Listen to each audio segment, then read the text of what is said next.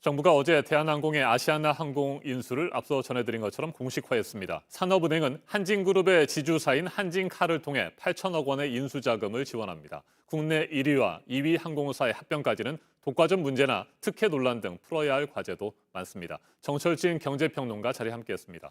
어서 오십시오. 네, 안녕하십니까. 네, 네. 정부와 산업은행은 기간 산업인 항공업을 살리기 위해서는 불가피한 선택이었다. 이 같은 입장인 것 같습니다. 네. 동의하십니까? 기본적으로 지금 아시아나 항공에 대해서 이제 산업은행, 수출위원회 등과 채권단이 더 이상 유지하기는 상당히 부담이 됐던 것 같습니다. 네. 그러니까 계속해서 지금 혈세를 투입을 하면서 아시아나 항공을 살리고 유지하고 있지 않습니까? 거기에 대한 좀 한계를 느꼈고요. 그런 차원에서 이번에 어쨌든 아시아나를 대한항공으로 넘기면서 이제 채권단은 빠지려는 이제 그런 엑시 플랜 차원이 단기적인 요인이었다라고 볼 수가 있고요. 현재 채권단이 좀 중장기적으로 내세우는 것은 이렇게 대한항공과 아시아나 합병을 통해서 항공산업의 산업 구조조정, 산업 효율화를 일으켜서 중장기적으로 우리 한국의 항공업을 키우겠다라는 그런 요인들이 함께 결합된 선택이었다 이렇게 보여집니다. 네. 양측 노조에서는 인력 구조 조정에 대한 우려도 하고 있는 것 같은데 네. 합병을 하게 되면 네. 확실히 시너지 효과는 날 수 있는 겁니까? 두 가지 측면을 함께 봐야 될 것 같아요. 이 항공산업이라는 게 대단한 마진, 이익률이 높은 산업은 아니지 않습니까? 결과적으로 몸집을 키우는 규모의 경제를 통해 가지고 그나마 비용을 줄이고 효율화를 하는 것이 거의 요즘의 전략이다. 그래서 과거에도 보면 에어프랑스하고 KLM이 합친다든가요. 네. 미국에서도 델타와 노스트웨스트가 합친다든가, 루프탄자가 유럽이랑 국적기들이 합친다든가 이제 이런 것들이 최근에 나왔던 M&A였고요. 아마도 그런 차원에서 대한항공과 아시아나가 결합을 하게 된다면 그런 규모의 경제에 따른 효율화는 추구할 수 있을 것 같습니다. 또 하나 인천공항은 하나였는데 네. 그동안에 국적기가 두 개면서 약간 슬롯 같은 경쟁들이 있지 않았었습니까? 그러니까 인천공항 하나에 국적기 하나 이런 통한 시너지도 분명히 낼 수 있을 것 같은데 여기에 우리가 반대급부 또 이면을 살펴봐야 될 것은 아마도 상당 부분의 구조조정, 이 중에서도 인력 구조조정의 가능성이 존재한다는 겁니다. 왜냐하면 지금 잘 보시면 대한항공과 아시아나항공 같은 경우에는 특히 사업 구조의 교집합이 거의 100%에 가깝지 네. 않습니까? 그렇다면 해당하는 중복 인력에 대한 문제, 바로 인력 구조조정의 화두로 떠오를 수밖에 없고요. 아마도 채권단이 큰 틀에서 아시아나를 이 대한항공으로 M&A를 허락하게 된 이 부분도 그런 것들에 대해서 채권단이 직접 할 수 없으니까 우회적인 차원이라고 볼 수가 있을 것 같은데 다만 어제 그리고 그제 계속해서 나오는 얘기는 현재 M&A를 하더라도 인력 구조 조정은 또 없다 이렇게 이야기를 하거든요. 그러나 노조 입장에서는 이 말을 고지고대로 네. 믿지는 않겠죠. 그래서 현재 아시아나 항공의 노조 또 대한항공의 노조가 아주 강력 반발하고 있습니다. 네. 그동안 한진그룹의 오너 일가는 갑질 사건 등으로 여러 차례 물의를 일으켰잖아요. 네. 그런데 민간 회사와 민간 회사가 합쳐지는 데 있어서 혈세를 투입한다. 이런 비판도 있거든요. 그렇죠. 이제 일종의 특혜 시비고요. 이제 이것의 이면을 좀 보면 채권단이 대한항공에 바로 자금을 이제 투입하지 않습니다. 먼저 한진칼에 8천억을 투자하게 되는 것이고요.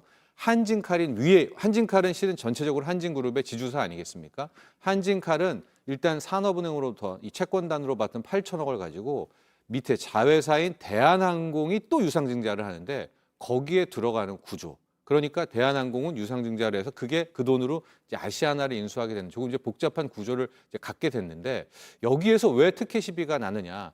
잘 보시면은 채권단이 대한항공으로 바로 가지 않고 한진칼에 이제 삼자 배정 유상증자로 들어간단 말입니다. 그럼 이제 지분이 한 10% 정도를 차지하게 되거든요. 그러면 지금 한진그룹 내부의 이 경영권 분쟁을 아마 여러분들 잘 아실 텐데 조은태 회장과 이제 반조은태 회장 연합, KCGI, 조연합 등이 있는데 지금 산업은행에 들어가게 된다면 지금 산업은행의 지분이 약 한 10%는 당연히 조은태 회장 편일 수밖에는 없지 않겠습니까? 그러면 조은태 회장의 경영권 확보에 굉장히 수월하게 되는 것이죠. 그러니까 지금 나오는 세간의 비판은 재벌 개혁을 얘기하고 특히 한진그룹 같은 경우에는 그동안 많이 물의를 일으켜 왔는데 왜 굳이 이런 네. 특혜 아닌 특혜를 주면서까지 M&A를 추진하게 되느냐라는 지적이 나오고 있는데요. 여기에 대해서 채권단은 그 HDC 현대산업개발과 M&A가 이제 헝클어지면서부터 바로 컨틴전시 플랜을 추진해 왔다. 그리고 약 5개 그룹과 컨택을 했는데 다 거부를 못한다고 했고 그때 마지막 남은 것이 한진그룹이어서 이제 이렇게 됐다라고 또 입장을 전하고 있습니다. 네, 산업은행은 그렇게 많은 돈을 투입하게 되고 조원태 회장은 뭐 현재 경영권을 그대로 유지한 상태에서 거대 항공사의 또 회장이 되는 겁니다. 그렇죠. 조 회장의 뭐 경영을 그대로 그냥 뭐 지켜만 봐야 되는 겁니까? 아니면 어떤 계획들이 있습니까? 아마도 이제 모니터링이라 이제 채권단이 네. 이제 하나의 또 대한항공의 주주로서 참여하게 되니까 이제 그동안 계속해서 이런저런 아마 경영권에 대해서 보게 되지 않을까 싶은데 결과적으로 과연 대한항공과 아시아나가 이제 M&A를 하고 이 큰 틀에서 뭐 경영 효율화를 일으키려면 두 가지 전제 조건이 필요한데요. 첫 번째는 코로나19입니다. 지금 이렇게 빠른 뭐 M&A 인수 결정 이런 것들은 이제 백신도 나오고 코로나19가 잠잠해지니까 일단은 정말 바닥까지 추락했던 항공산업이 다시 올라갈 수 있을 것이다라는 전제로 이런 빠른 M&A를 추구를 했는데 결과적으로 정말 그러면 안 되겠지만 만에 하나 코로나19 국면이 좀 더 이어지거나 한다면 실은 몸집은 더 키워놨는데 이 업황이 안 살아나는 거 아니겠습니까? 이렇게 되면 또 다른 경영난이 있을 수가 있고 이 합병된 회사에 또 채권단에 돈이 네. 들어갈 수가 있단 말이죠. 그런 숙제가 하나 남아 있고요. 두 번째는 바로 이제 앞으로 조은태 회장이 이끄는 통합 대한항공이 얼마나 빠르게 이 경영 뭐 효율화, 뭐 구조조정들을 추구하면서 새롭게 탄력을 받느냐라는 이제 두 가지 과제가 남아 있는 거죠. 네.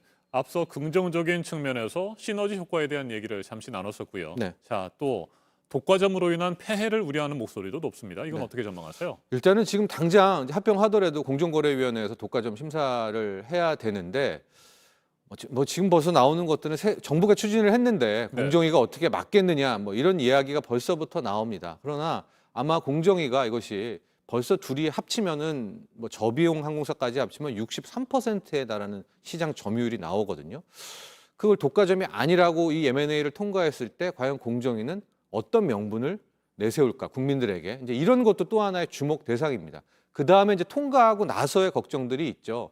왜냐하면 이제 항공 노선이라는 것이 이제 독점적 지위를 갖게 네. 되는 거 아니겠습니까? 그때 뭐 운임이라든가 뭐 이런 부분들이 있는데 여기에 대해서 뭐 당국의 입장은 그런 뭐 항공 운임 같은 것들 함부로 결정할 사안은 아니다. 그래서 뭐 독과점의 폐해는 크게 뭐 여기에서 걱정할 부분은 아니다라는 입장은 전하고는 있지만 국민들은 이제 그런 부분에 대한 걱정도 좀 남아 있고요. 일단 첫 번째 관문은 과연 우리의 공정거래위원회가 이번에 이 대한항공과 아시아나가 합쳤을 때 그 둘의 탄생을 과연 독과점으로 안 보는 거기에 대한 명분을 어떻게 제시하는지가 또 하나의 포인트일 것 같습니다. 알겠습니다. 여기까지 듣겠습니다. 정철진 경제평론가였습니다. 말씀 잘 들었습니다.